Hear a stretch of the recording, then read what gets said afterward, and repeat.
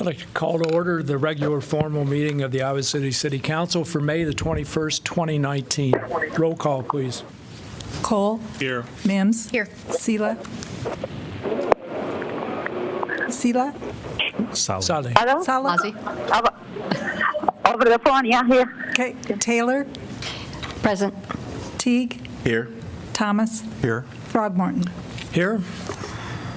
All right, so welcome everybody to your City Hall. It's great to see all of you on this rather cold and blustery night of May the 21st. Is it raining hard outside? No, it's not yet. Well, hopefully it won't be. Got to get home somehow. Anyhow, it's a real pleasure to see all of you. I want to say something with regard to the way the meeting will proceed. Four of the last 5 meetings have gone on terribly long, much too long for us to thrive. I mean, they've been too long. So I'll take responsibility for that because I manage the meetings. But in order to facilitate things, instead of saying to you, you have up to 5 minutes to speak if you want to speak tonight, I'm going to say, please limit your comments to not more than 3 minutes so that we can move through things more efficiently and get us all home at a reasonable hour. Okay, so moving on. I want to consider adoption of the consent calendar as presented or amended. That's items 2 through 6. Is there a motion? So moved. Second. Second. Moved by Cole, seconded by Thomas. Discussion.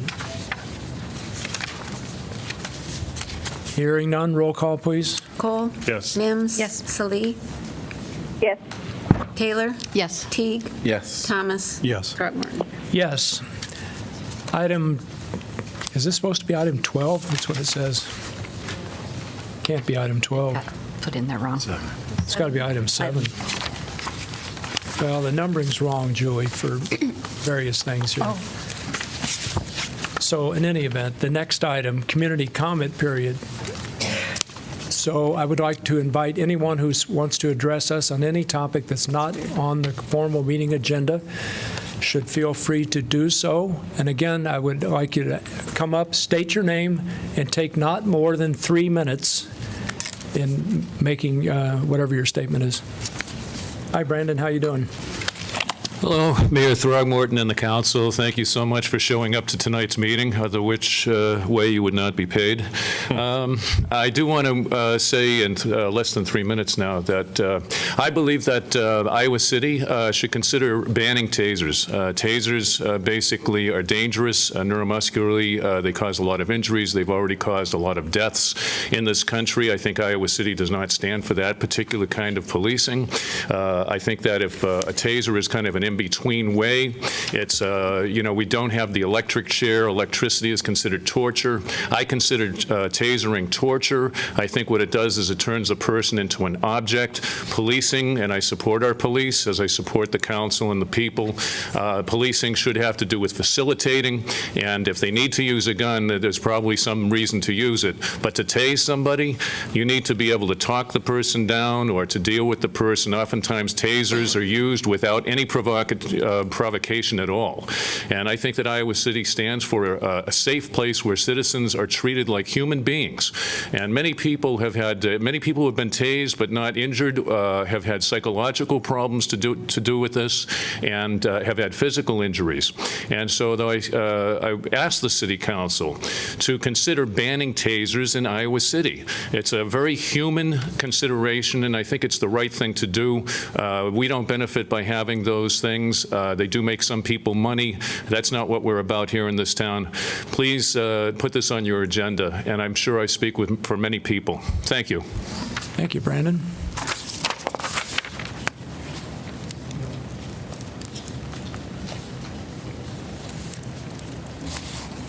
Good evening. My name's Jerry McConnell, and I moved down to Ecumenical Towers about 4 months ago. I have a small dog, and we walk 3 or 4 times a day. And I need to say that on Washington Street, beside the senior center and Ecumenical Towers, it looks like a free-for-all dogs bathroom.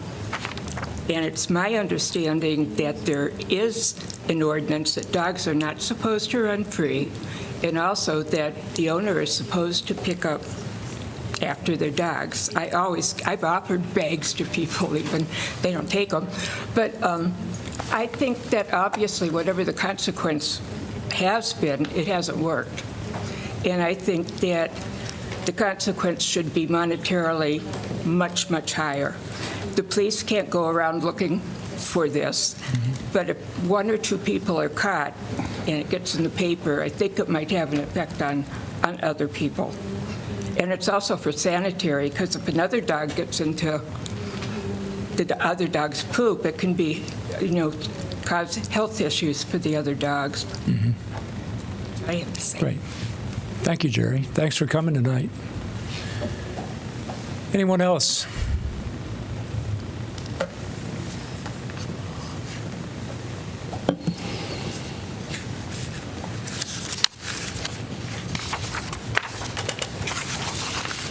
Okay, seeing no one else, we're going to move to it should be item 8.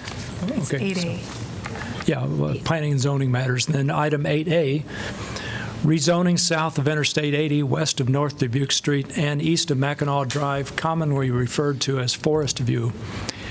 This is an ordinance conditionally rezoning approximately 73.15 acres of property located south of Interstate 80, west of North Dubuque Street, and north of Foster Road from interim development single-family residential, IDRS, low-density single-family residential, RS5, low-density multifamily residential, RM12, and high-density single-family residential with a planned development overlay, OPD/RS12, to OPD/RS12 for 50.82 acres.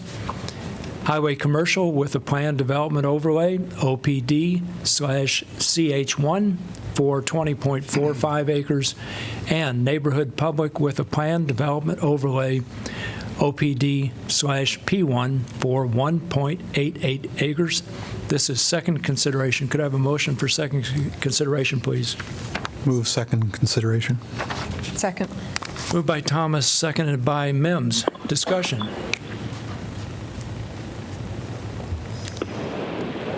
Would anybody like to address this topic?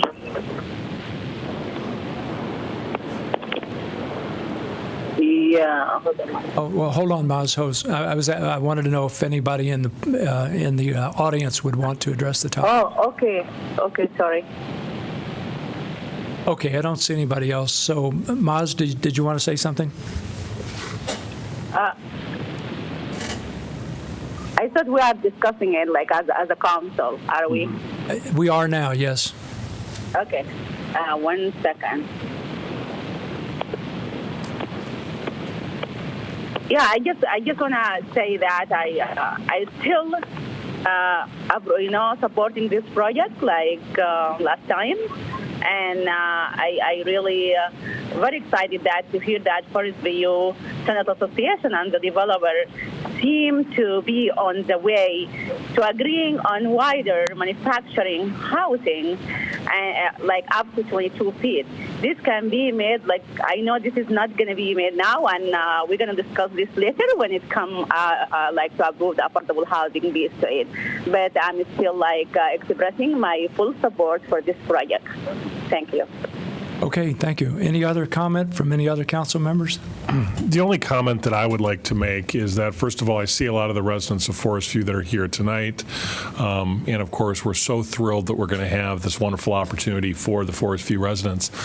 And I think, sort of critiquing myself a little bit, I think that we were so focused on ensuring that we would have a successful project for the Forest View residents that I think that sometimes it was easy to almost have that almost too narrow a focus.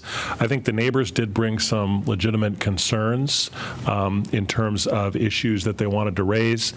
Today I did get comments about the impact on our tree canopy and the number of trees that we're going to be tearing down. So while, of course, none of those factors are enough enough to change my vote, and we're still strongly committed to this particular project. And I continue to commend both the developer as well as the residents for working together on this. I think we as a community do need to have these ongoing discussions to ensure that that we're mitigating as much as possible as we can our tree loss, and that we continue to work constructively with our adjacent neighborhoods to ensure that we have a really successful project. And I anticipate that developer and staff will continue to have those conversations. So I think that's something good that's to remember. I'm very much in favor of this project. It has certainly come a long way since we first heard about it over 3 years ago, and also since it came before Planning and Zoning, and they had a lot of concerns. But with approval of this rezoning, we are trusting the developer and the property owner to honor what has been agreed upon. Most importantly, that they will assure that the displaced residents will achieve their dream of home ownership in this community. And I'm not asking that you hold their hands or babysit them or their property, just that you be a good steward of the property and honor your commitment. Also important is maintaining the appeal of the North Dubuque Street entrance into Iowa City, preserving the woodlands, as has been mentioned, as much as possible throughout the development, and planting and maintaining new trees. And very importantly, especially to surrounding neighborhoods, that you do assure adequate stormwater management that does not compromise those neighboring homes.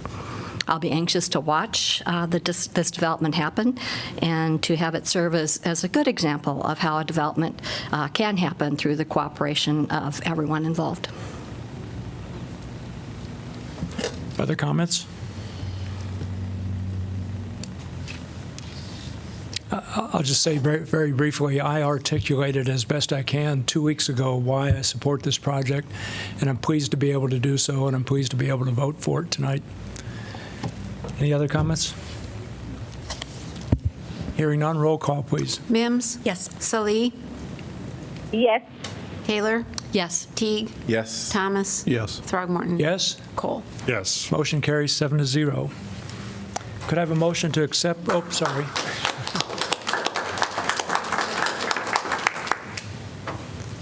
All right, that felt good. Okay, could I have a motion to accept correspondence, please? So moved. Second. Moved by Mims, second by Teague. All in favor say aye. Aye. Opposed? Motion carries. Item number 9, amend the fiscal year 2019 operating budget. This is a resolution amending the 2019 operating budget. I'll open the public hearing. Good evening, everybody. Thanks for coming.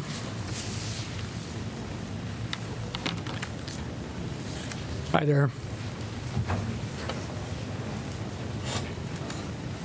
Hello, Jacqueline Flegel, Budget and Compliance Officer.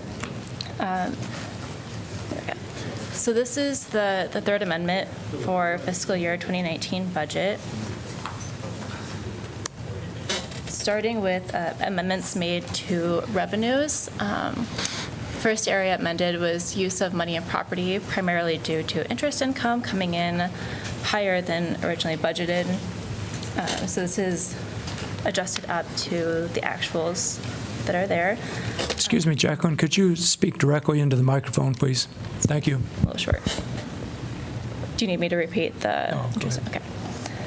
The other area amended upwards is charges for services, $70,000 primarily for patrol contracted services. This is also amending up to closer to actuals rather than budget, original current budget. And then this will also help offset some of the expenditures mentioned later. And then finally, transfers in were amended up by about $600,000 due to landfill assurance transfer. On the other side, expenditures, public safety program was amended up by $135,000 due to police and fire overtime. The police expenditures are offset by the earlier mentioned patrol contracted services, and then the fire overtime is offset with contingency adjustments. Another area adjusted is public works, was amended up by about $93,000 for salt supplies as well as snow and ice overtime due to the many snow events we had this year. As mentioned earlier, general government, the contingency was adjusted downwards by $75,000 to offset the fire overtime. Another area amended up was business type expenditures for $250,000 related to parking elevator repairs that were needed to be made. And then we also see the other side of the transfer out for $600,000 for the landfill assurance. Overall, the total impact to the fund balance is a decrease of $31,500. And this is the third and final budget amendment for fiscal year 2019. Great, thank you, Jacqueline. Any questions for Jacqueline? I have a question for staff, because you reminded me, the elevator repairs, how are they coming? They're in progress, as I understand it. They had a two-step process for repairs at Tower Place. So we had to have one contractor that did some of the work, I think, in the last week or so, and then they had to return to finish the work. I'm not sure if the state, whether that's complete or not, but then there'll be a third and final step for the work being done. But I know the Dubuque Street garage is also close to being worked on. So they're in progress. It's coming. Okay, thank you. Anyone else want to address this topic? Seeing no one, I'm going to close the public hearing. Could I have a motion to approve, please? So moved. Second. Moved by Teague, seconded by Mims. Discussion? Hearing none, roll call, please. Salee? Yes. Taylor? Yes. Teague? Yes. Thomas? Yes. Throgmorton? Yes. Cole? Yes. Mims? Yes. Motion carries 7-0. Item 10, Black and Gold Vapors Tobacco Penalty. This is a resolution assessing $1,500 civil penalty against Black and Gold Vapors. I just I'm start going right to say, yeah, please state your name. Hi, my name is Officer Trey Bunch with the Iowa City Police Department. I was advised that I should come here, and I'm guessing I explain what the issue is with Black and Gold. Yeah. go Okay. ahead. So for people that aren't familiar with it, each time we do tobacco checks, we have a minor in between the ages of usually 16 and under 18 that come to the Iowa City Police Department. We give them money to go into any store in Iowa City that sells tobacco. This particular one, we give this person money. We see their Iowa ID that shows that they're under the age 18. It even does a unique thing where it's vertical. And then we pat them down to make sure they don't have a fake ID, et cetera. We attend ourselves in plain clothes, and we drop our juvenile off at tobacco stores. For instance, it would be Black and Gold Vapors. On that day, our initial check was November 13 of 2018. We had our minor walk into Black and Gold Vapors. Our minor presented his juvenile ID. We keep eyes on him.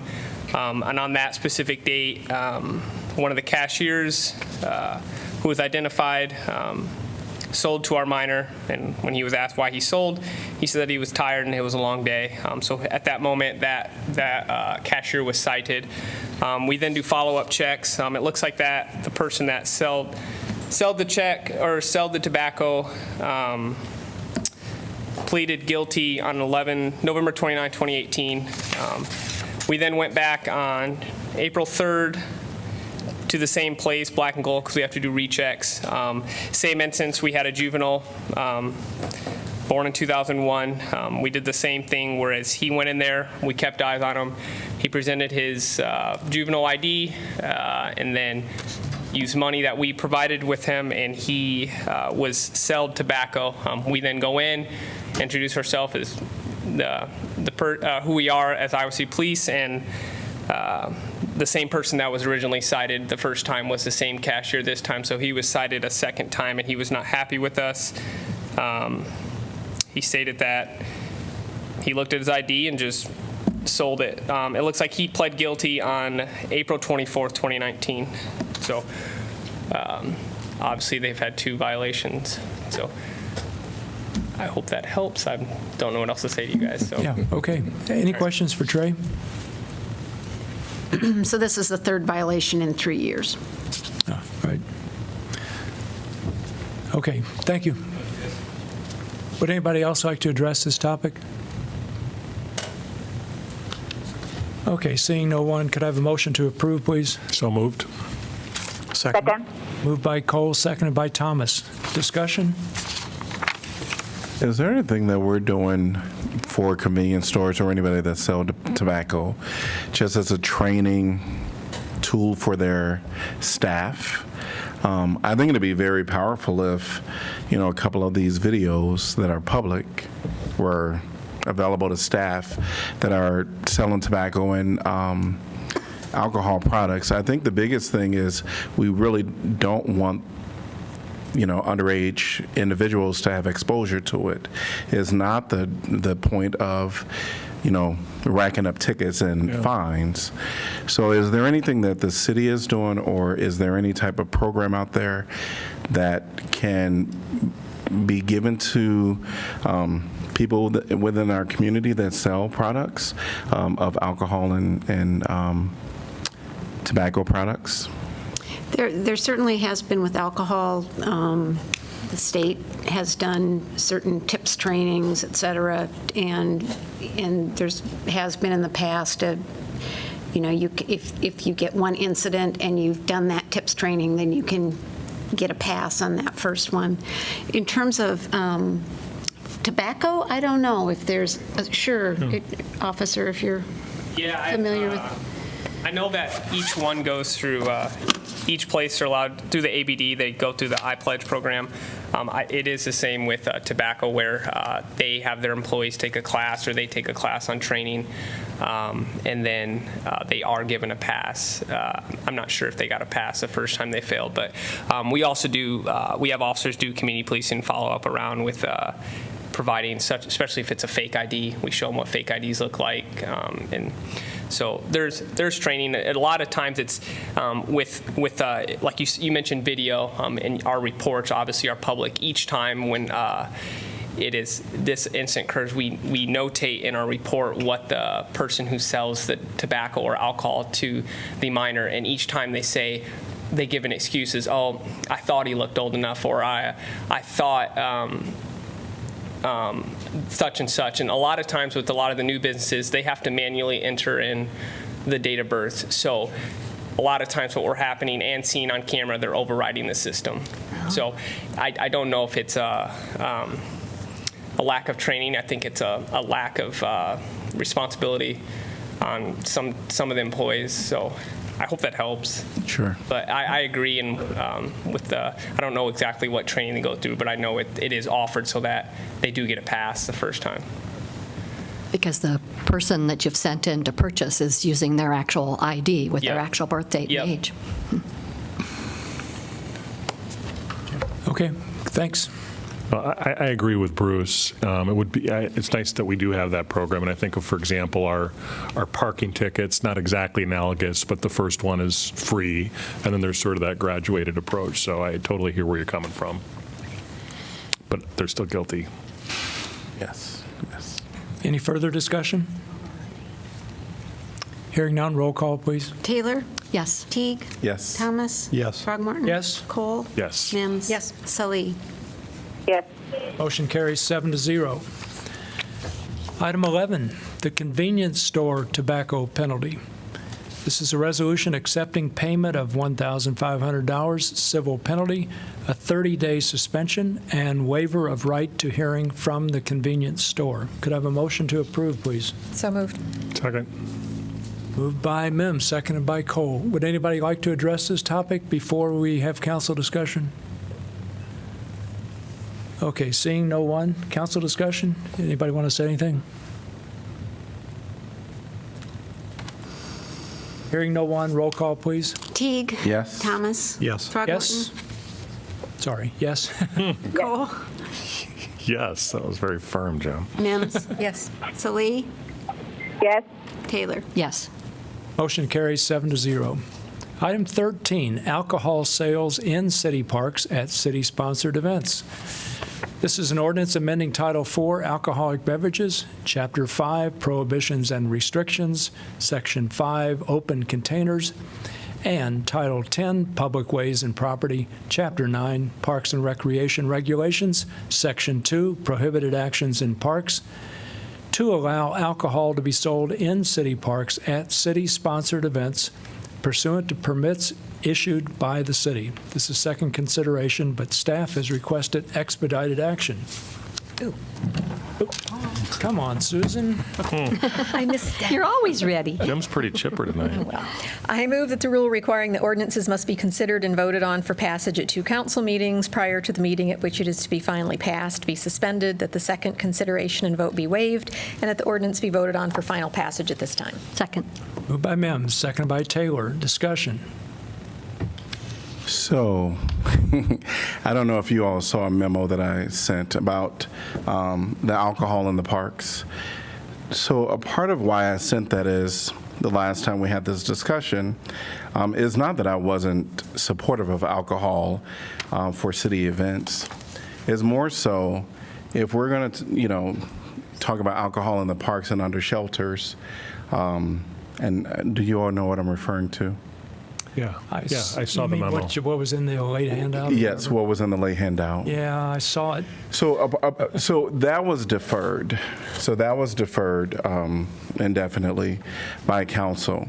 And so I really do believe that for me, we should have both discussions about, the city selling as well as individual families and people within our community being able to have alcohol in the parks. The staff had, suggested that this take place, and it got to the third vote and then just deferred. Again, I think when you parcel out, something of alcohol in the parks, I really do think that it is already, the discussion has already been had with council. The third vote for that was deferred.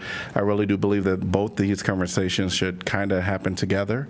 I don't know if I can go into what other city policies are related to the alcohol in the parks, but there was definitely cities around us that do that. Now the city is kind of asking that this be done at our discretion. And so I guess my proposal would be is that we come back and look at alcohol in the parks, or we either defer this one until we match them all together. I'm not exactly sure how we can do that, but I do want to get the alcohol in the parks a part of the discussion at some point, but I wanted to make a point that has been deferred.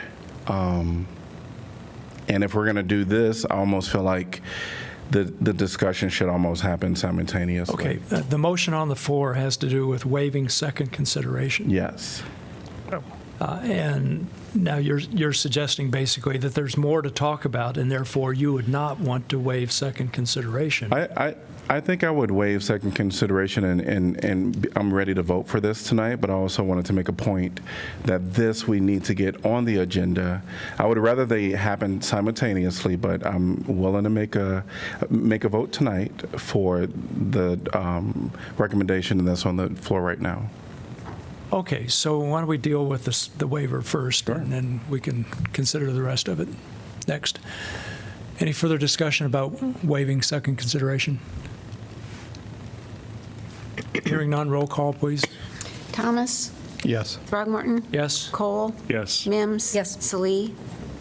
Yes. Taylor? Yes. Teague? Yes. All right, motion carries 7-0. Oh, move final consideration. I'm asleep tonight. Second. Moved by Mims, seconded by Thomas. Discussion, okay. Bruce and I talked about this a couple days ago, and I agree that we should bring that other discussion back up. I think there were lots of issues at the time. I think there still are lots of issues in terms of opening it up generally, but I think it is definitely worth taking a little time to have that discussion. But I certainly see the distinction between that discussion of general public versus the city selling at specific city-sponsored events.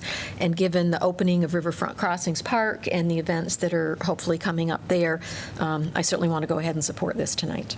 But I support your point, Bruce, of having that other discussion soon. Any further discussion?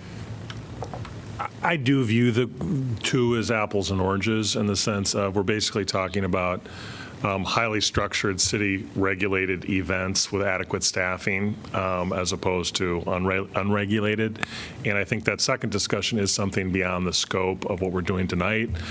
Certainly, I'd love to talk with you afterwards about what my position is on that, but I think as tonight, I'm really comfortable that we have the security precautions in place to ensure that it's done in a very responsible way. And who knows, maybe some of the strictures that we evaluate tonight may provide a template for other types of activities that we permit in the parks. Further discussion? Hearing none, roll call, please. Throgmorton? Yes? Cole? Yes. Mims? Yes. Salee? Yes. Taylor? Yes. Teague? Yes. Thomas? Yes. Motion carries 7-0. Item 13, utility So rate can I ordinance. just get clarification? Yes, ma'am. Are we talking about a work session for that other issue? Or What did you have in you're mind, just going to Bruce? talk among yourselves, or? I think if the third vote was deferred, we can potentially just get it on a formal agenda. It was deferred indefinitely, correct? well, I don't know all the Yeah, processes. When was that, Bruce? Yeah, I haven't looked at it. Have you looked at it? It was, I want to say it was at least a year ago. 2017. It was quite a while ago, and was it deferred indefinitely? Did you check on that? Yes. Yeah, This, because the council, August 31st, 2017, there's a memo from Simon recommending third consideration be the ordinance amendment indefinitely. Sure. We had gone through the first two readings, and council requested that we reach out to the Partnership for Alcohol Safety at the university, where Jim's a co-chair and I serve on that committee as well. At that discussion, that committee was not comfortable with moving forward with it. They didn't agree with the message it would send to students. At the staff level, we are comfortable moving forward with it. That was our initial recommendation, and the Parks Commission recommended it as well. So we had some differing voices in the community, but staff is certainly comfortable with moving forward with alcohol and park shelters on a limited basis. At least my 2 cents is, my own preference is that I would not want it coming back before us until we had a work session. That's probably not the top on my list of work session topics, as Jim points out. We do have a lot in terms of work session. I do remain strongly opposed to that proposal as it was, which did include up to pony kegs, which I am completely opposed to. But if we want to do a work session at some point, I am totally okay with a discussion about that, but that's just my position. We'll see if we have support for that in terms of a work session. I agree with Rockne. Work session, I agree. Could I just add a note about the timing?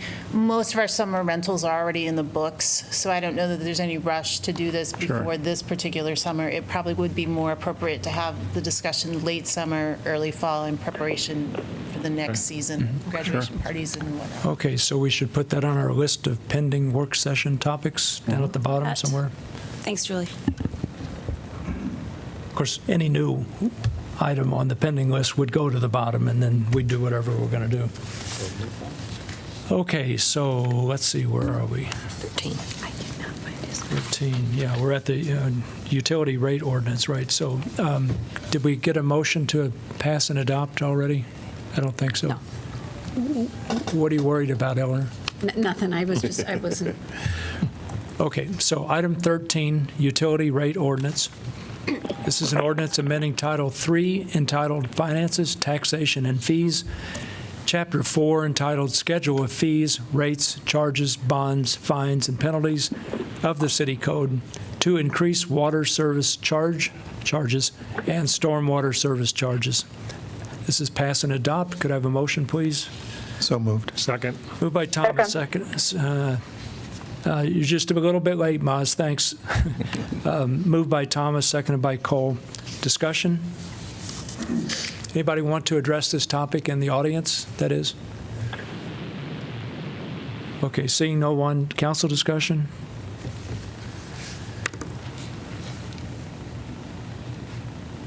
Hearing none, roll call, please. Cole?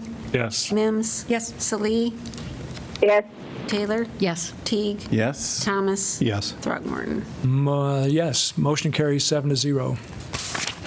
Item 14, moratorium on rental permits. This is an ordinance amending Title 17 of the City Code, Building and Housing, to establish a moratorium until March the 7th, 2020, on the issuance of new rental permits for single-family and duplex units in RS5, RS8, and RNS12 zones within certain rental permit districts in the rental impact area shown in Figure 17 -1 of the City Code. Move This is adoption. pass and adopt. So moved by Mims, seconded by Second. Teague. Teague got me. Discussion. Would anybody in the audience like to address this? Good evening.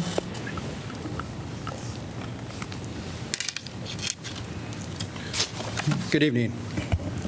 My name is Chris Vilhauer. I'm with the Greater Iowa City Apartment Association, and the reason I'm here today is to make sure you received and had a chance to look at the letters that were sent to you this week. One from our attorney, Jody McDougall from Davis Brown Law Firm, and also one from Pete McRoberts with the Landlords of Iowa, who's our executive director.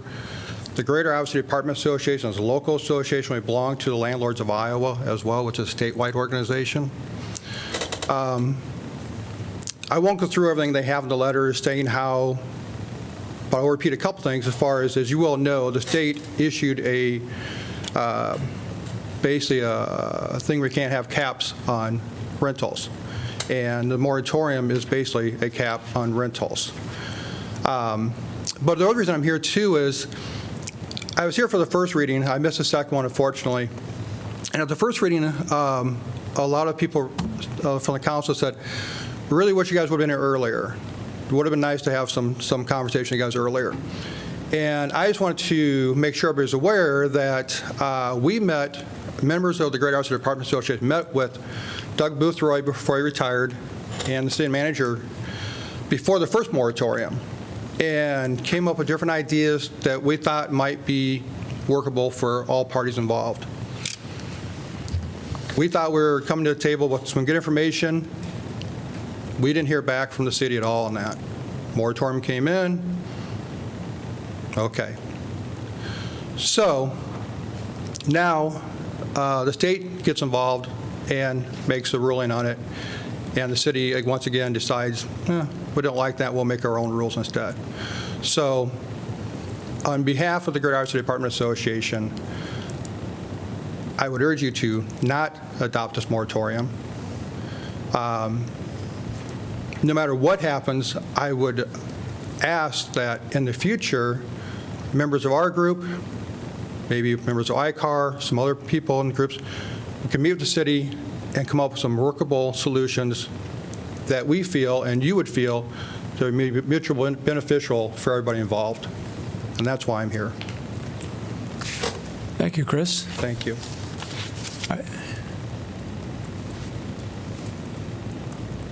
Good evening. Good evening. My name's Mark Falk. I'm a resident in the Miller Orchard neighborhood. I've been there 16 years. I own the place. I want to speak in favor of the moratorium. I believe in a diverse neighborhood, which we have, but I don't want to see much more rental in my neighborhood than we have already. I mean, I'm pretty much okay with what we have. A lot of the problems that we have come from rental units, but okay, whatever. I just don't want to see my neighborhood turned into a rental zone. Thank you. Thank you, Mark. Anyone else?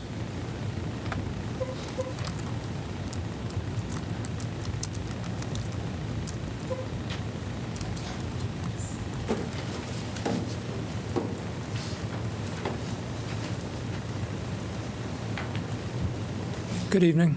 Hi. My name is Jane Olson, and I live with Mark. I'm his partner. First of all,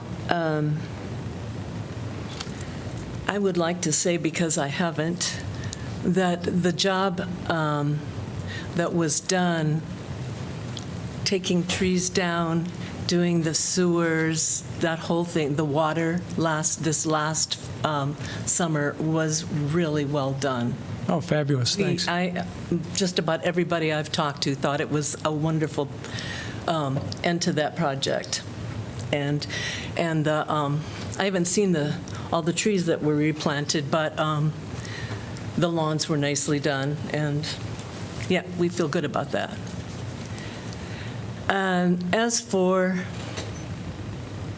having more rental properties than we already do, I understand, why the state wants to, not put a cap on that. But from what I've seen, and I've been there 10 years, a lot of the problems that we have in that whole neighborhood has to do with rental properties and the people who are living there short term. And I just wanted to give you a couple examples. One happened right out in my front yard and one in my backyard. The one in my front yard were about 3 older kids beating up about a 9-year-old kid right in my front yard, and they were hurting him. There were several others standing around just watching. I had to go out and start yelling. And then maybe some of the mothers came to the door and opened the door to see what it was all about. But until I yelled as loud as I could, it wasn't going to stop. And that was really troubling to me. I myself couldn't have gone out and stopped it. That kid was already hurt. The other was we were having some construction work done inside the house, remodeling, and our contractor took a break outside, and we were sitting with him at the table. All of a sudden, a rock came over the house and that far from our contractor's head. And we ran around, well, I didn't run, but I walked real fast around to see who threw it. There were several kids over there, all of them from houses that were being rented. And of course, nobody had seen a thing and didn't know who had thrown that. But it just seems to me that a lot of these problems that happen in that neighborhood happen because there are people there short term. They don't stay. They don't get to know the other people in the neighborhood. They don't care about the other people in the neighborhood. I'm speaking on behalf of a person who lives, a neighbor of ours who is a homeowner and also one who is a longtime renter. And they feel pretty much the same, that it's probably, there's enough police action already in that neighborhood down there, and some just very recently. And we think a lot of it comes because it's not a real stable neighborhood. I'm not saying it all comes from renters. I'm not saying that. But when a neighborhood is not real stable and people don't care about each other, that's when things start to happen. So I would like to see a moratorium. I'm not sure what who you're representing, but if you did have conversation at some time, I would hope that all the people in these areas would be allowed to come and speak also, and that we would be considered as well. Excuse me, Jane. Yeah. You should be addressing us, but more to the point, I don't know if you heard at sorry. the start, I wanted to keep people limited to not more than 3 minutes. Okay, I'm finished. Yeah. Okay, thank you. Anyone else? No, returning. no, sir. No. Thanks. Anyone else? Yeah, go ahead. Hi, I'm David Dixon, frequent visitor to Iowa City. And as a visitor, the ability of people to come and stay here for a period of time is something of interest and something I've followed. I don't really want to sit up here and necessarily talk about what I think in terms of this whole idea of balance or anything like that, but I want to ask two questions. It's been difficult for me to figure out if there's any difference from the way the permitting structure in Iowa City worked prior to this month and where specifically, who would be able to get a permit, who wouldn't, either by address or whether or not you've already got a permit. What would be different under a moratorium than what previously existed? And then perhaps more importantly, at the end of 10 months, if you don't have something figured out, what's plan B? Is it simply just to walk away and the moratorium ends? Or is there some suggestion that a moratorium would be continued and effectively become permanent? I know you're going to have a discussion amongst yourselves, and maybe in that context we can hear some discussion as to what those differences are and what the long-term plan is. Thank you. Thanks, David. I can answer the second question that you asked pretty clearly. We have no intention whatsoever of extending a moratorium ad infinitum, on indefinitely into the future. That's not going to happen. When we get to 10 months, if we haven't adopted something new, then we're just into the world of acting without any new ordinances or rules in effect. But we need time in order to figure out whether there are some other new rules, ordinances, et cetera, that could be used for this particular situation. But it's not going to continue indefinitely. I don't know, does staff want to try to answer his first question? Probably the best way to go about it, if we wanted to talk more about the history of it, is to have him reach out to staff and we can meet with him offline. Yeah. There's nothing you can point out specifically that's different. Please don't talk from the back of the room. The thing to do is to reach out to staff and get some elaboration from them. Thanks for coming, David. Anyone else? Close the public hearing. All right, seeing no one else, roll call, please. No, we don't want a roll call. I'm sorry. A discussion among the council. Personally, I was really glad to see, it was good to see that we received many letters from community members throughout the community, not just one side of town, that were in support of this and encouraging us to do the moratorium. So I'm in favor of voting to proceed with this. I think for me, all the stakeholders, for them to be a part of the solution development, that's going to be pretty important, even those supporting and against the moratorium. I think it's important to have their voices at the table, and I know that that's a part of what we've already discussed, and I believe that that's going to happen. And there's a little bit of a stigma that some might say is happening when it relates to renters within our community. And it's not a positive stigma that some might say as far as renters. And I believe that everybody is valuable within our community, and every neighborhood there should be inclusion of homeowners as well as renters. And so I want to just caution people that while having the conversations, be mindful of verbiage that might be offensive to some. Mm-hmm. And so that I'll just put that out there. I am going to support this tonight because I do believe that we need a transitional period. I've already, made my point about trying to, fast pace this, not to the point that we just create something that and that we haven't thoroughly thought about. But I do think that it's important that we give this great thought and push it as fast as we can.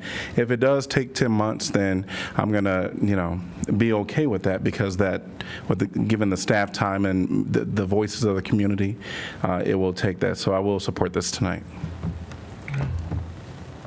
Yeah, and I think we've had this discussion about renter versus homeowners, and I don't like that sort of language either. We shouldn't distinguish. One of the things we talked a little bit about in the work session is a little bit of Iowa City history in terms of the challenges the city had in the 1950s in terms of providing adequate space for a lot of veterans that were returning on the GI Bill. And so what that resulted in over time was a lot of density in individual single-family homes that really weren't designed designed as such. And so that created a lot of challenges in terms of numbers of people in units that weren't designed for that. So I don't look at this as a question of renter versus non-renter. What I look at this as a view of optimal density in residential structures, much in the same way that if we're looking at a restaurant, we have limitations on the number of people that can be in a building because of fire code. There are legitimate health and safety reasons. The difficulty is in the details. We certainly have received a lot of letters from high-powered names on certain letterheads, and we certainly understand that's a possibility. But I would hope people remember Abe Lincoln's admonition that try to settle your case with your neighbor first and avoid litigation if you can. I was very pleased with the last comment that you had made after you had mentioned the possibility of the lawyer, that the Landlords Association remains willing to be a constructive partner in developing a matter of shared concern, because I know as you as an entity, you'd much be rather putting your money into your rental units and into your communities rather than, waste it on a whole bunch of lawyers. So I'm hoping that we can channel our energy in constructive solutions, and regardless of what happens in the past, let's not look in the rearview mirror. I hope we can look forward, and we are opening our hands to you as well as other community members to hopefully find a solution that is going to work for everyone. Maybe we won't agree on everything, but I'm hoping that we can engage that process. And as Bruce points out, this just gives us time to have a transitional process. And I think it's better if it's a process that we can get the greatest number of people agree to, so we don't get another message from the legislature that they don't like the direction that we've taken. Well, I've spoken at the first and second readings somewhat at length in terms of the process and what I see some of the issues are that we face, and I won't go over them again, but I would say in summary, the challenge we're facing is how do we achieve that notion of diversity and balance in terms of who lives in the core neighborhoods, and that it's been something that's been an issue, an ongoing issue for decades. So once again, we'll have an opportunity to bring all the various points of view on this to the table. I would mention, I hope the university is part of this as well. What their plans are with respect to providing housing that's part of the mix that we're talking about in terms of providing, residential opportunities for all members of our community. So I look forward to having that conversation. Kind of ancillary to that is the idea that I know Jim has talked about and I've talked about for, I would think, maybe 5 years, and that is how can we create additional housing opportunities in the core neighborhoods that would help promote the goals of diversity and affordability, and that's intimately tied to trying to resolve this issue. If we can't resolve this issue, being able to progress and move forward on creating that greater diversity and affordability may not be able to progress. So I'm hopeful I want to remain optimistic that we can solve the problem of balance so we can move forward with creating more housing opportunities in the core neighborhoods. Other comments? I really just want to add, want to encourage the city staff to come up with solution during this transition period as soon as possible, with solution that will work for everyone, and focus on the reason that why to begin with, we had the renter cap. Of course, because some people came over and they complain about that. That's why I rather encourage the city staff to focus on solving the problems itself that made us do the renter cap. And so we can try to satisfy everyone. Thank you, and I will be supporting this stuff. Thank you, Maz. Anyone else? Welcome. Okay, I want to say a few words. Unfortunately, the front page of one of our local newspapers today contained a very misleading headline. I quote, "Will city cease rental permits?" ? It's very important for everyone to know that this moratorium is temporary. It pertains only to new rental permits in limited parts of the city. It's not about ceasing rental permits. Likewise, it is important to know that renters currently constitute approximately 50 to 75% of the residents in 5 of the affected districts. 50 to 75%. So we have not been trying to keep renters out. We have not been trying to keep renters out. Much to the contrary, we are trying to make it possible for owner occupants to live in those districts too, and thereby have a diverse demographic within neighborhoods located relatively close to the university. That's what we're trying to do, and we now will be adopting, I believe, a moratorium to enable our staff to develop some alternatives that will enable us to do that. So with that in mind, I certainly will support this. Any further discussion? Hearing none, roll call, please. Mims? Yes. Salee? Yes. Taylor? Yes. Teague? Yes. Thomas? Yes. Throgmorton? Yes. Cole? Yes. Motion carries 7-0. Could I have a motion to accept correspondence, please? I move. Move. Moved by Teague, seconded by Saleh. All in favor say aye. Aye. Opposed? Motion carries. Wow, seems to be raining pretty hard out there. Sounds like it. Item 15, City Park Adventure Playground.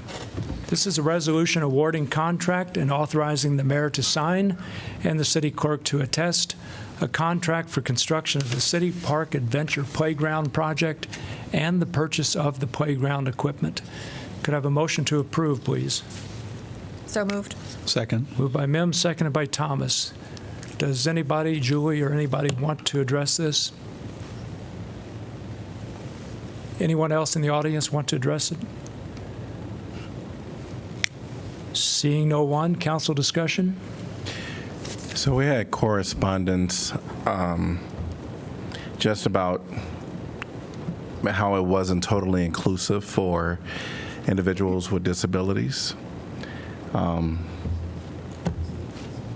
can. Yep, can you come and share? We did have one individual who was concerned about that, and you saw the correspondence that went back and forth. I did speak with her this afternoon.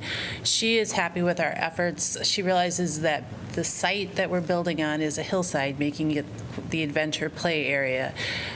She has some ideas for some modifications we may be able to do in the future, and I'm going to meet with her Friday to talk about those. I don't think that affects going forward with the current design in any way. Okay.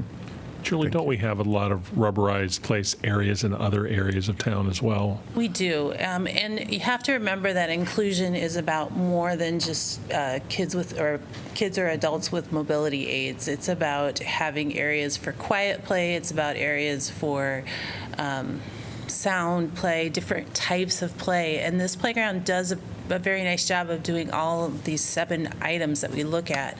It is true that someone using a wheelchair would have difficulty getting to the top level of this particular structure, but there's a lookout at the top of the hill. There's an embankment slide down another portion of the site.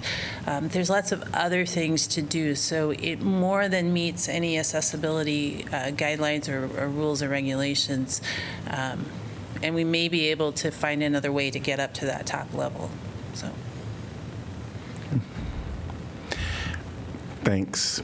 I think it is very important that we, always keep that in mind, which clearly you're doing.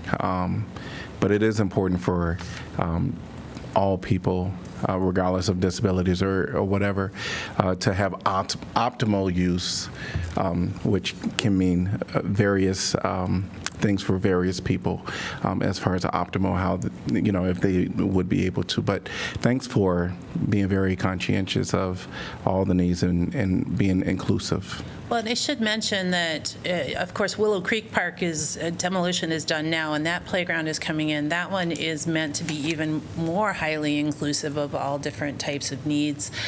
Villa Park Playground is almost complete if it would stop raining. It should be done in the next couple weeks. That has an additional ramp and additional ways for access to the playground area. And in fact, it was moved from its original site to provide better access to a wide range of people. And then Creekside Park, which will be coming once the crews are done at Villa Park and can move to the Creekside Playground, also had additional features added to it during design. So we exceed any type of ADA access or any type of ADA requirements. We're really trying our best to spread them out throughout the community so you have options throughout our different playgrounds, and that each playground offers a little bit different taste and a little bit different skill set or different experience. So when you look at our system as a whole, I believe that we have a lot of inclusive options. Each individual playground could be judged one way or another based on specific attributes, but the whole, I think you're doing a great job of supporting inclusion in our play. Thank you. And I want to make sure that Julie and her staff get proper credit for this. I serve as the city's ADA coordinator, and so I field a lot of these questions from the public, and a lot of my colleagues are very jealous of me. When I go to our Parks and Rec department, they already have these things thought about. They don't have to do research. They are incorporating this into their dialogue when they're beginning projects from the get-go. So I just want to make sure that that was pointed out. Thank you. Thanks. Okay. Any further council discussion about this?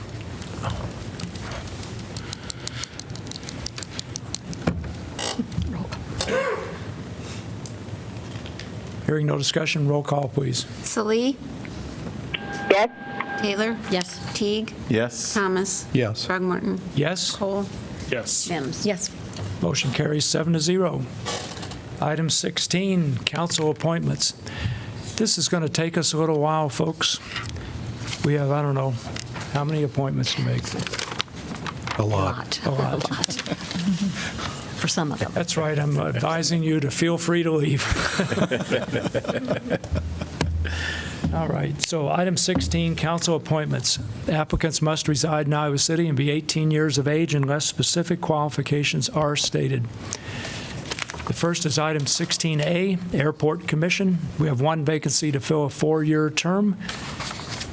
And there's a female gender balance requirement for one female. We have received applications from 2 individuals, Scott Clare and Minetta Gardinier.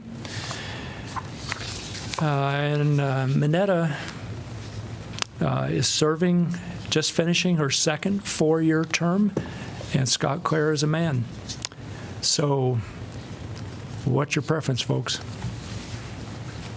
Well, Minetta has served 2 terms, so if we're consistent in terms of trying to promote people, providing opportunities for serving on commissions, it would seem like it's appropriate to look for a new commissioner. However, the gender balance requirement is one female, so it looks like Scott, if Scott were at that time still interested, on July 2nd of 2019, he would be, that's when the gender balance requirement is dropped, so, but it seems for now. I think when you have I think the gender balance requirement is going to trump the policy on 2 appointments, because that's a state code provision. And so you can certainly advertise again if you want and see if you get another female, but I think you're going to have to appoint Minetta to get the gender balance. Okay.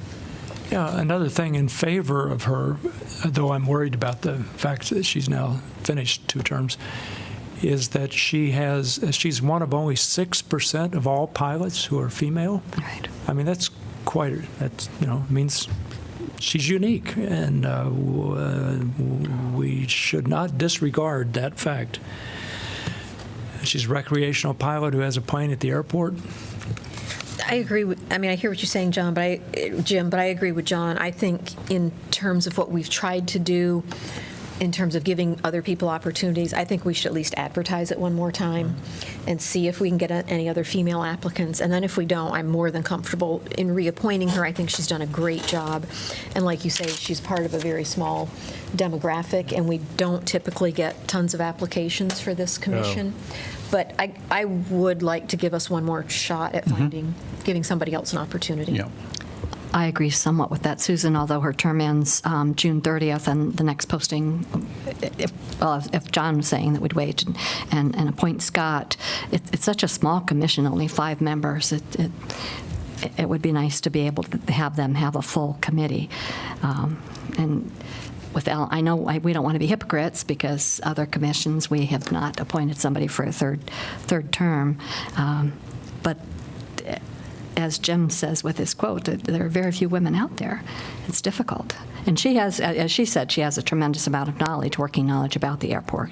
She does. But I'm going to support it's tough. Minetta. It's When tough. would we, maybe this is what the two of you are trying to figure out, when would we come back, if we don't appoint anybody tonight, how long would we advertise, and when would it come back to us for appointment? Well, you typically advertise for 30 days. But, I mean, we don't have to do that. We can advertise and we can bring it back to you on June 24th. Is that, what's our Second meeting in June? meeting? Let's do that. But anyway, we can bring it back to you at the second June meeting, regardless. That sounds good. And just advertise it that way. 18th. June 18th, okay. Maybe let's bring it back at the first July meeting then, because June 18th doesn't give us much time for people to. I'm comfortable with either one. Yeah. So let's say July 1. July 2nd is our first Or meeting in whatever July? that's- Sure. Is that the first meeting in July? I think so, it's July 2nd. Okay, That's will- fine. will we need a motion to do that, or we No, just you won't can act just on give that? Just won't act on Okay. this. All right, let's move to the Community Police Review Board. So we have 6 applicants to fill 1 position, and there's no gender balance requirement.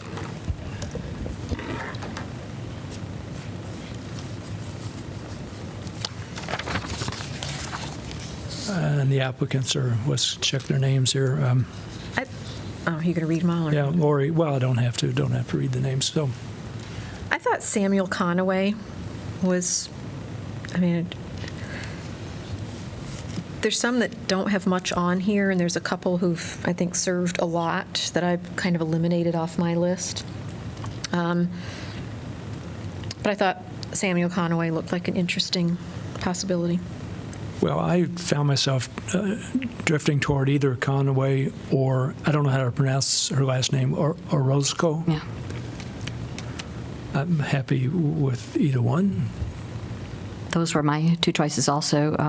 Electra had 2, she's Parks and Rec, which wasn't open at this point, but she said CPRB would be preference. So I could go with that person also. So Sam Conway was mine. John? Don King this was his ending his first term, so I The only thing I would say about Don is he's been on before and then went off. Okay, I didn't know Yeah, that. All right. he's probably served 6 or 8 years maybe. Yeah. Okay. And then was off and then All right. came back on.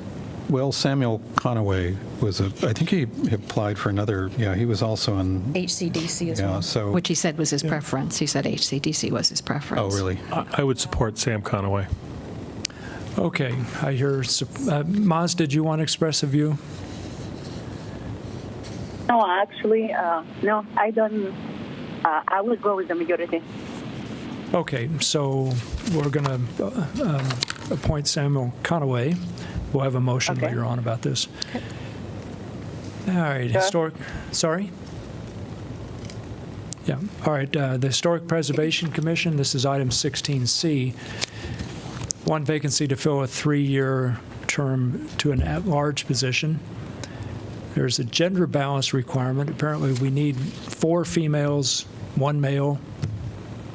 So, and we have But we How only many? have 4 positions? I was a little confused with that. Well, I was confused, too. I think the one position is the East College Street position, because that's vacant and would remain vacant. That's what I'm guessing, but It has to, Or, it's a male position.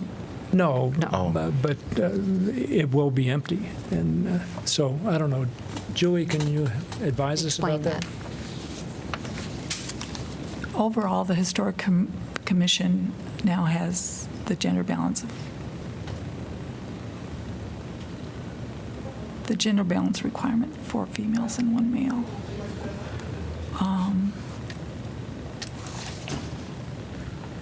Right now, we currently have 2 females and 5 males. 5 males. So that's why it says the balance requirement is 4 females and 1 male for overall. Overall. So the way I'm reading this is that you need to appoint 4 In the end, females, for all the- and then when there's a vacancy, you have a male requirement. Okay. Is that the way you're looking at it? Yes. Let me suggest this, given the fact that the 4 and 1 is all about the total composition of the commission. Let's deal with the other positions, the Jefferson Street position, Summit Street position, and Brown Street position, because that'll change the 4-1 numbers, okay? So I'll just skip to item 16D, which is Historic Preservation Commission, Jefferson Street District, 1 vacancy to fill a 3-year term. We have 1 application from Lindy Kipple. And if she lives in the district, which is not entirely clear to me. She doesn't currently, right? So we can't appoint her yet, can we? Well, I think we can appoint her effective. I mean, By they'd be 26. without her, but they've been without somebody for a long time. Yeah. So I say you appoint her effective her move date, which I think she put on her application was 7/26/19. 7/26 or something. Okay. I agree with that. Sounds good to me. What did you say, effective move date? Or 7/26/2019. residence date? The day before Into my the birthday. Okay, so we're going to appoint her effective that date. Then 16E is the Summit Street District, so there's 1 vacancy to fill a 3-year term there. And we have 1 application from Cecile Kunzli. She's just ending her first term. I'd suggest we appoint Cecile. I I would agree with that. I agree. I agree. Okay, and then there's the Brown Street District on the item 16F, Historic Preservation Commission, Brown Street District. We have 1 vacancy to fill a 3-year term, and 1 application. This one is from Sherry DeGraw. I'd suggest we appoint Sherry. I do have a couple of, maybe one question. Yep. Are there neighborhood associations that potentially we can reach out to inform of these, to see if can be some conversations happening?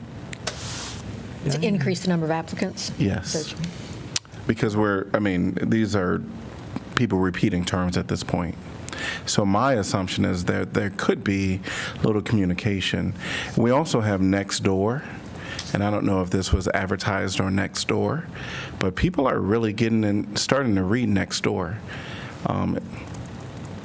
So, we can go ahead and appoint, but I just wanted to bring it out that maybe that's another thing that we can do in the future is reach out to associations, make them aware, as well as post something on Nextdoor. Yeah, as long as we're permitted to do that, we're happy to share that with communications and make sure they're including our postings for these particular neighborhood roles. Yeah. But I'll support Sharon. Sure, too. Sharon's great. All right, so that means we have just said we're going to appoint 3 females, which brings us to a 1-1 balance, yeah? Okay, so let's go back to 16A, I guess it is. So Okay, so now you're saying we can do either a male or a female? Well, we can do 1 of each, I think, is it? Well, there's only 1 vacancy. There's only 1 vacancy, Oh, right, okay. but But we can do, that's what I have. I've got one female, 1 male, which says to me you can appoint either. Unless, Julie, okay, so to you're that 1 telling me. position, all right. I'm going to recommend Jordan Sellergren. Of all the people who've applied, she's the only one who reached out to me. She's been doing a renovation of a historic home on the north side, and I think very, interested in this area and has some firsthand experience in terms of renovating a home that could very easily have ended up being torn down in terms of a new development. So, I'm sorry, Susan, I missed who you were. Jordan Sellergren. So I would agree. I'm a big fan of Jordan. She does a lot of really good work and has active comments in terms of her yard and her house and those sorts of things. I think she brings a unique vision. I would I'd like to say a word on behalf of Austin Wu. No, I'm serious. I mean, I think Jordan probably would be a very good appointment. I think Austin would as well. And so I'm happy to go along with Jordan, but I was really intrigued by your own, you don't talk back to me, but your own expressed interest in taking photographs of changes in historic structures over time in different parts of the city and that kind of thing, Austin. Yeah. Okay. I guess I was also supporting Austin, except he's also the only applicant for the Telecommunications Commission, and so. Boy, Austin's gathering too much power, though, isn't he? He's the liaison. Am I correct? No, like the Robert Moses of Ireland. No, I don't think he did. That was Andrew. Andrew Austin. Sorry. Good point, though. I didn't read it close enough. All right. I think I'm hearing support for Sellergren. Yes. All right.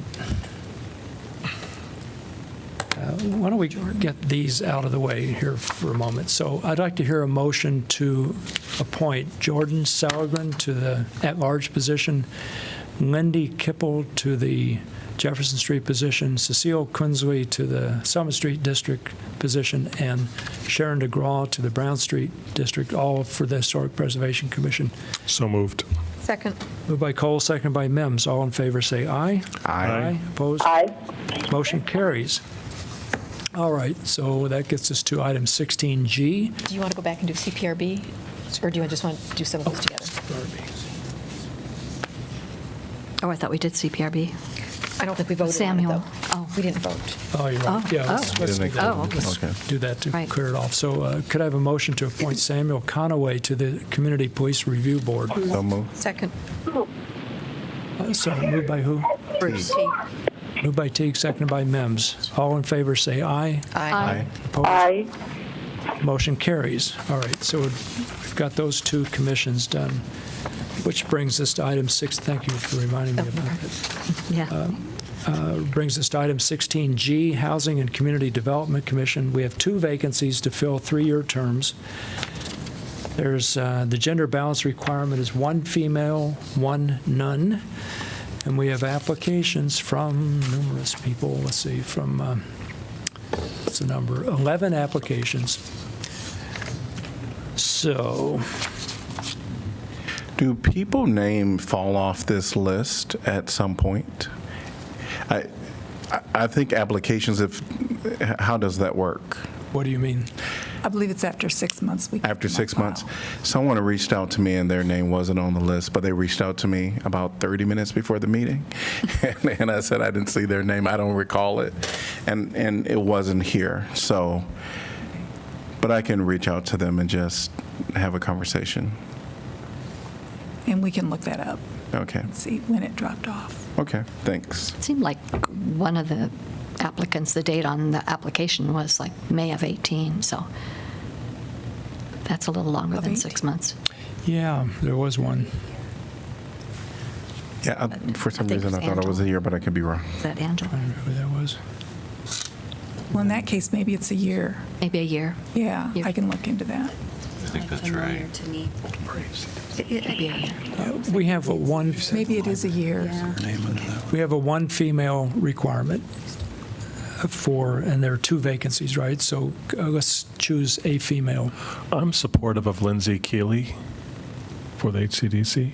Me too. Yeah, I'm also supportive of Lindy, as she probably approached some of you too. I'm always impressed when the applicant calls directly to reach out and introduce himself, although I've known Lindy for a while. She's a social worker, hard worker, really dedicated, and she actually said she'd read through all of the 2019 minutes, and I think she'd be excellent. I think she would too. Yeah, I too, I think you certainly encourage anyone interested in commission service to reach out to the council. I think that does make them stand out if they do that. Okay, I'm hearing Lynn D. Hook Keeley. All right. And then we have one other position, and it has no gender balance requirement.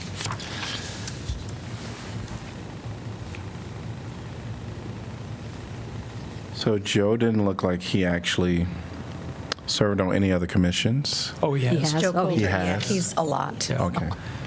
I want to Very suggest, good, very excellent. I want to suggest Very Matt, good, yeah. Matt Drabick. Oh, yeah, Matt is great. I'd support Matt. He's a good writer, too. Any other suggestions, or is there agreement to appoint Matt Drabick?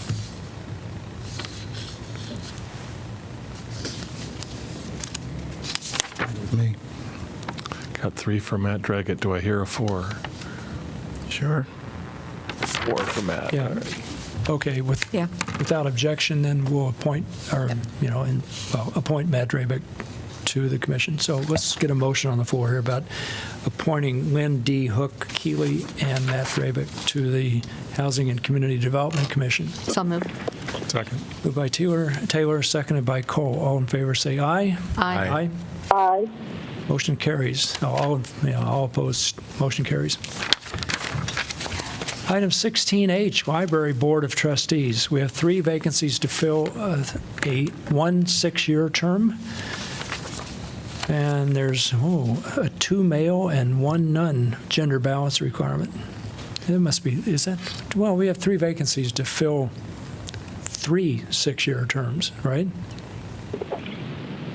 The text in front of me says to fill a 6-year term, but it's 3, isn't it? Actually 3. Yeah, okay. So 3 vacancies to fill. The term is 6 years. All right, but they're 3 separate terms in any event. To fill 3 Okay. 6-year terms. And the gender balance requirement is 2 male and 1 male or female. I have to admit with some embarrassment, I did not have time to read these. So I would support Tom Rockland. Tom's very good. Yep, Tom would be excellent. I would support Tom. Yeah. Tom. Hard to say no there. Yeah, he gave a good spiel, yeah. I agree too.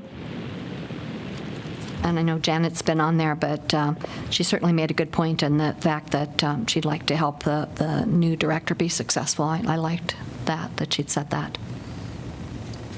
Yeah, but I think when we've gotten to that point, if people have finished a term and we have other strong applicants. I think That's true. we give them consideration. Yeah, and we do have these are long terms. Yeah, these are 6 years, so Yeah. I think it's... Well, are there other suggestions? Well, in that case, Hannah Schultz is another female, and she said that she had reviewed the agenda and minutes, and she's familiar with the initiatives and programs at the library. But we don't have a gender, We have a 2 male. right, and none. Oh, that's right, And a 2 male one and a nun, and we've got the female, okay, 2 male.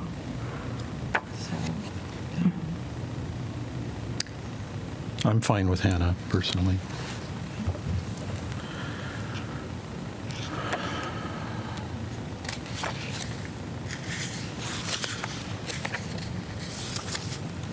Yeah, Hannah's fine. Okay. I think I've heard 3 people supporting Hannah. Okay. I'd support Hannah. All right. I support Hannah as well. All right, so given that choice, we need to select a man for gender balance purposes, We have 4 males. which is either Justin Ford or Harry Olmsted or Derek Junk.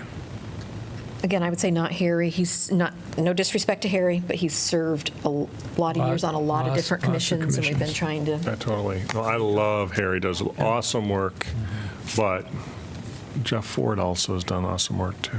Justin Ford. Justin Ford, okay.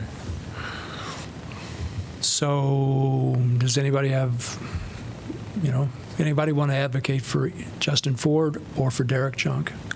I would support Derek.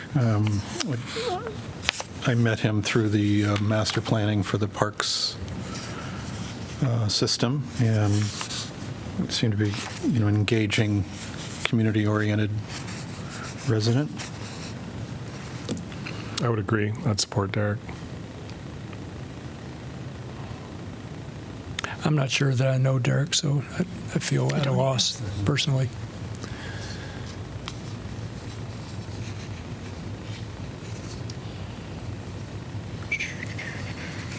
So I'm hearing two persons in favor of I would support Derek. Junk. 3.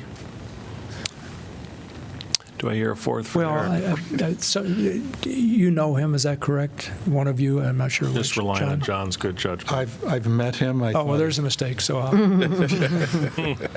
Does that switch your vote, Joe? Yeah, so, all right, I'll support Derek Junk then. I think that means at least 4 people in favor. That's fine. All right, so let's get a motion on the floor here for the Library Board of Trustees. I love that man. Could I have a motion to appoint Derek Junk, Thomas Rockland, and Hannah Schultz to the Library Board of Trustees? So moved. Second. Moved by Cole, seconded by Teague. All in favor, say aye.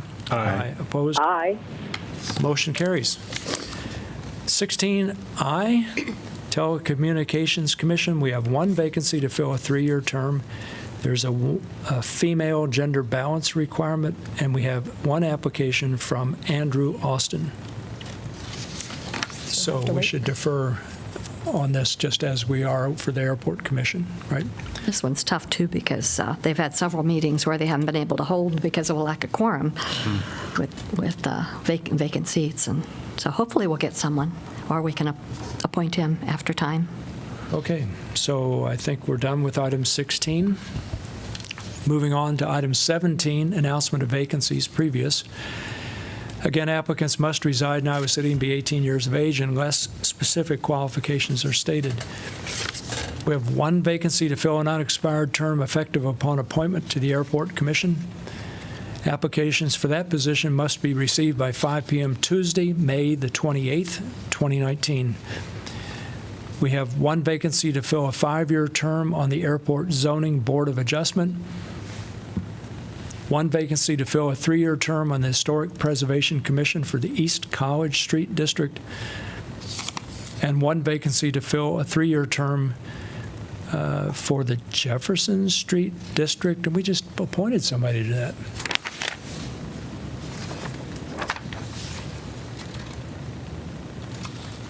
I don't know what that's. So I forget the last one. I'm not sure what's going on with that. Just appointed somebody to the Jefferson Street District. So vacancies for the 2 positions I just mentioned will remain open until filled. Which brings us to the item 18, community comment period. Austin, did you want to say a word or two? Oh, just in looking at this, I think this Jefferson Street thing, if you look at the note, it just, Kelly was keeping it on the agenda because we're going to have to, there's a delay in the appointment because of her residency. Okay. Pending our move, yeah.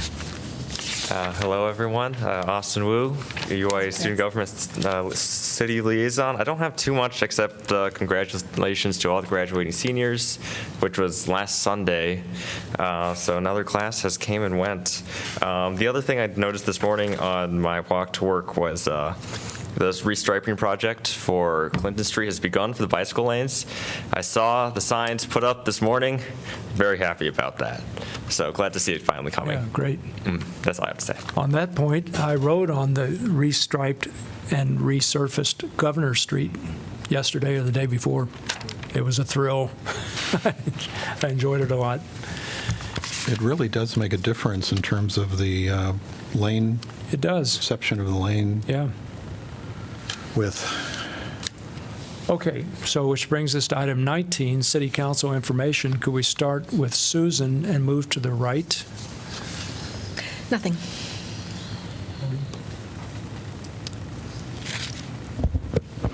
Let's see, last Wednesday, I attended a ceremony held for Police Week at Terry Trueblood. It is an event that's done in recognition of a national day and week to honor law enforcement members who have fallen in service. We've been fortunate for quite a long time to have not had to remember anyone that we've lost, but we do this to emphasize also the contribution and willingness of officers to serve. This year, the event included Coralville, North Liberty, the university, and the Sheriff's Department, where previously they just had Iowa City here at City Hall. Reverend Schlichter, chaplain with the police department, was expecting about 50 people, but there were at least 125 to 150 people. It was an excellent turnout. It was a very nice event, and that included, and I get goosebumps now even thinking about it, the color guard, the presentation of the colors. Always gives me goosebumps as they, watching as they solemnly present the colors. It's really nice. Also had a very nice lunch, so next year folks should try to make it to that if they didn't this year. Let's see. That evening, attended a really fun event. Maeve and Melody from our Iowa City Public Library gave an interesting presentation at Big Grove Brewery about the history of the Ped Mall, and a lot of photos from the 60s and 70s and how we progressed, and the downtown area in general. That was really well attended too. Noisy there, but good presentation. On Thursday, I attended for Jim, the Board of Directors meeting for the Iowa City Coralville Area Visitors Bureau. They talked a lot about the arena that's already underway there, building in Coralville, and they talked about many, many groups that already want to book events there, which in the long run will also be good for Iowa City. And on those lines, they talked about hotel occupancy rates and how that's going. It's been kind of up and down, not as good as they hoped. And depending on what's going on in town, could be upwards of 96% or so, but sometimes as low as 60 to 70%. They talked about Fry Fest plans for this year coming up. Sounds like it's going to be fun. And also the Run Crandick update. Simon, did you participate in that? I know Jeff did, so that was fun to hear about that. And that evening, League of Women Voters held their annual meeting, and it was another history lesson showing how so through the years women have stood up for what they believed in, and also kind of Representative Lensing talked about a recap of the past legislative session. Friday evening, my daughter and I participated in the summer shop crawl. This is our third crawl that we participated in. They're really fun events. We both enjoy the shopping experience, and this year we discovered a new favorite, the Maker's Loft, which is really nice, and a lot of the local folks have their products there. And then, of course, our usual glissando and sweets and treats. We like those too. Otherwise, just reminding folks that farmers markets and Friday night concert series are in full swing. Be sure to attend those. And I think that's it. Thanks. All right. So Wednesday, the 8th of May, United Way celebrated their 100th year for Washington and Johnson County, and that was held at Big Grove, and that was a well-attended event. Was happy to make it. It was actually after our late night council meeting. So, yeah, and that was an early morning at 7 a.m. when I went. So that was a good thing to be a part of. Trail of Johnson County had a event celebrating their annual existence, and that was on the 9th, that Thursday, and they had actually came and shared that with council and to all of Iowa City, and that was a great event as well. Went on the Crandick ride with the MPO, John and I, and that was awesome and amazing to just get on the train and just kind of ride throughout Iowa City, Coralville, even up to North Liberty. Just there were places I had never been, of course, because it's on a train ride that you just don't, get back on those tracks. So that was quite interesting. I did attend Johnson County Iowa lawmakers legislative it was the end of the session where they gave a talk, and that took place at the Corville Library, and it was put on by the Johnson County Task Force on Aging, and that was quite a great event to just listen to our lawmakers that make a lot of things happen down in Des Moines, and they shared some of their challenges, of course, but even some of their hope for things to come forward in the future. And then the last thing I'll make mention of is the police. I was able to attend that as well, and you did a very good job of not only giving the proclamation, but having some awesome words before, so great job, Pauline. Other than that, the last thing that I'll make mention of is that Faith Academy, that is affiliated with Parkview Church, which is over in, I don't even know, I still call it the Kmart area. On the 30th, they're going to be having their first graduation class, and so they've been in existence, adding grade by grade every year, and so I don't know what grade they're up to, but it'll be their first graduating class on the 30th, and so that'll be coming up, and so if anyone is interested, I'm sure it's going to be a huge celebration.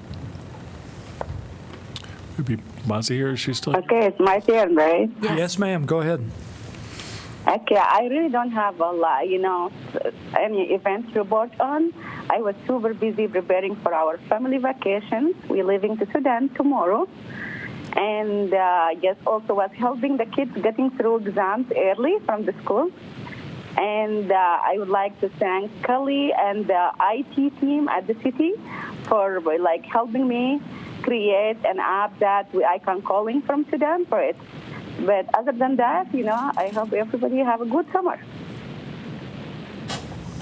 Very good. You've been coming in very clearly and loudly, Maz. It's working very well. Yeah, thanks. Talking.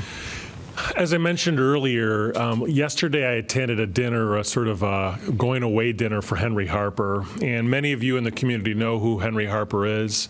He's lived here in the city of Iowa City for almost 23 years. He's made the decision that he is going to return home to East St. Louis to spend time with his family. For those of you who don't know Henry Harper, if there are anyone that doesn't know Henry Harper, I cannot really think of a community member in our community that really has had a more positive impact on so many different lives, and in particular, our community's young people. I just think of all the challenges that we've had throughout the last 25 years. Henry Harper has been an essential, positive, constructive voice on nearly all of those challenges that we've faced. And I think he's been such a model and mentor. And it was a really beautiful thing to see yesterday, there's about probably 40 to 50 people, and I know many more people wanted to be there. All the different lives that he touched were sort of coming back as adults to thank him for the contributions that he has made. And of course, he made a fantastic impact on our police department. He had a lot of really innovative solutions, and now he's had the opportunity to take a well-deserved rest. He is retiring, although Michelle says that his wife Michelle says he won't be retired for very long. I'm sure he'll find himself very engaged in East St. Louis, and I'm sure he'll have a lot of opportunities. But Henry did say that he is not really moving until July of this year, and so he does have some time on his hands. So I hope those of you who know and love Henry that you'll reach out to him and thank him for the wonderful contributions that he's made to our community. The way in which he's touched my life as well as Jim's last summer was the opportunity to go on the Civil Rights Tour.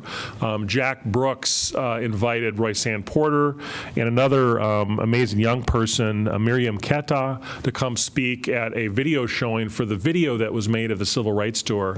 For those of you who don't know, every summer for the last 10 years, Henry has taken a lot of our young people in the city of Iowa City at various locations throughout the South, in particular the civil rights historical sites, as well as the historically black colleges and university.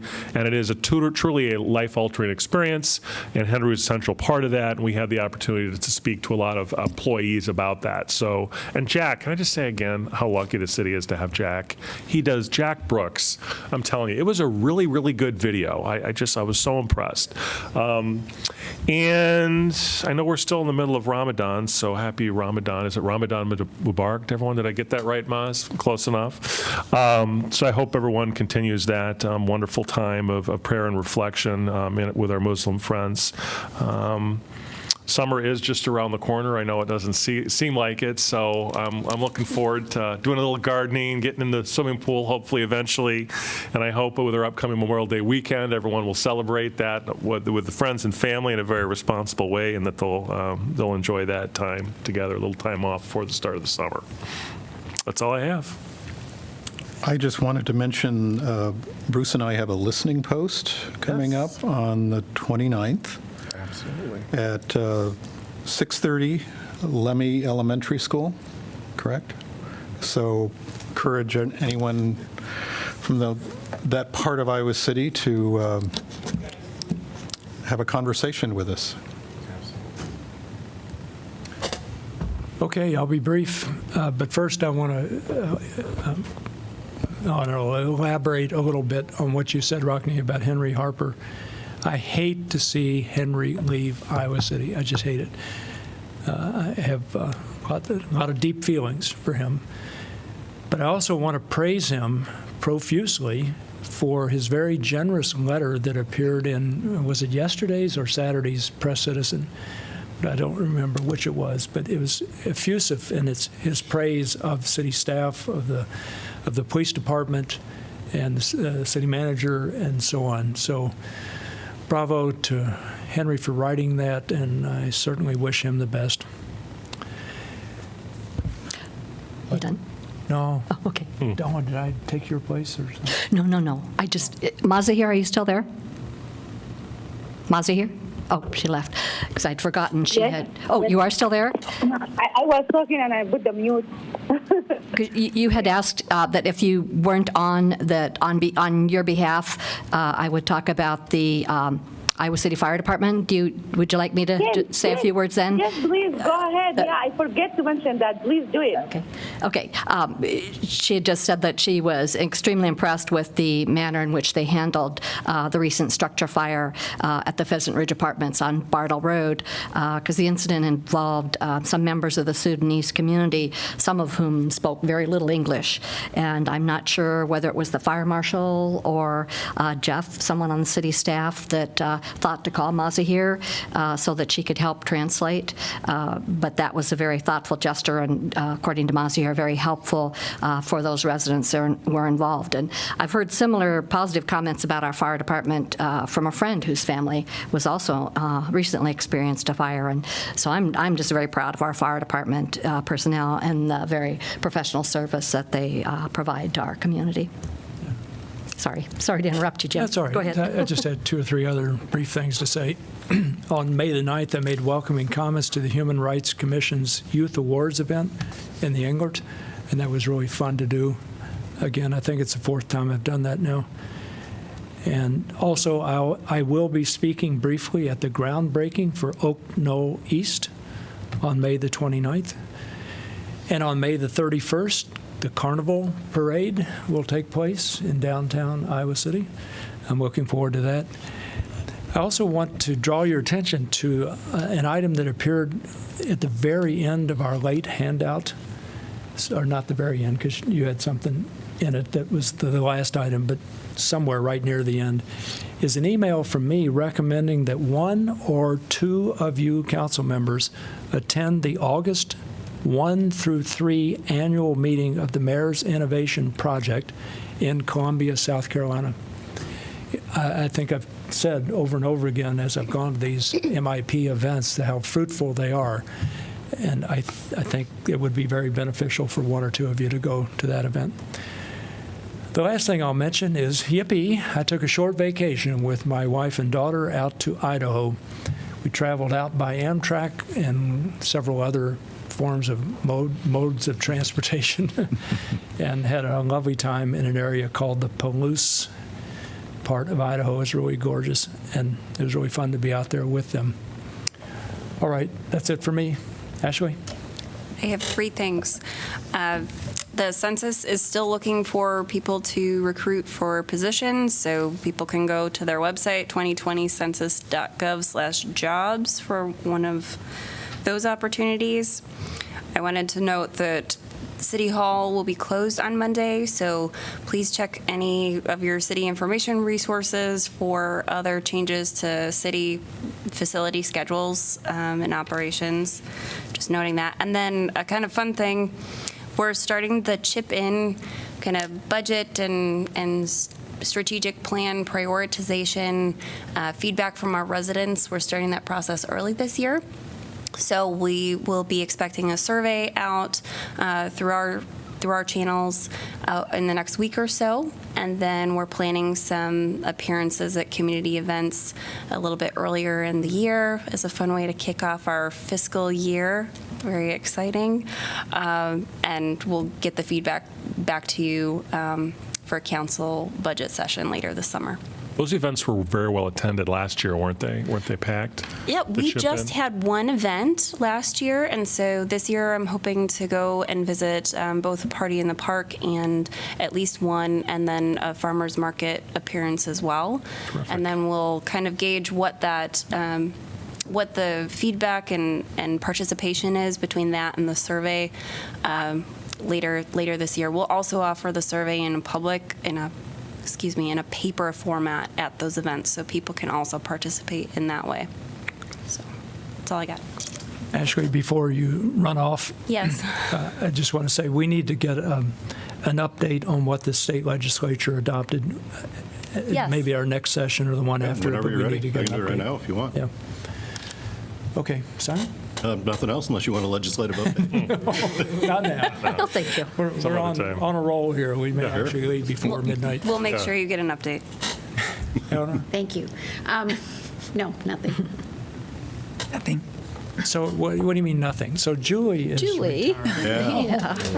This makes me very sad. I mean, I think you started work when I was still on the city council back in the mid-1990s, didn't you? Yes, that's correct. Yeah, so 93.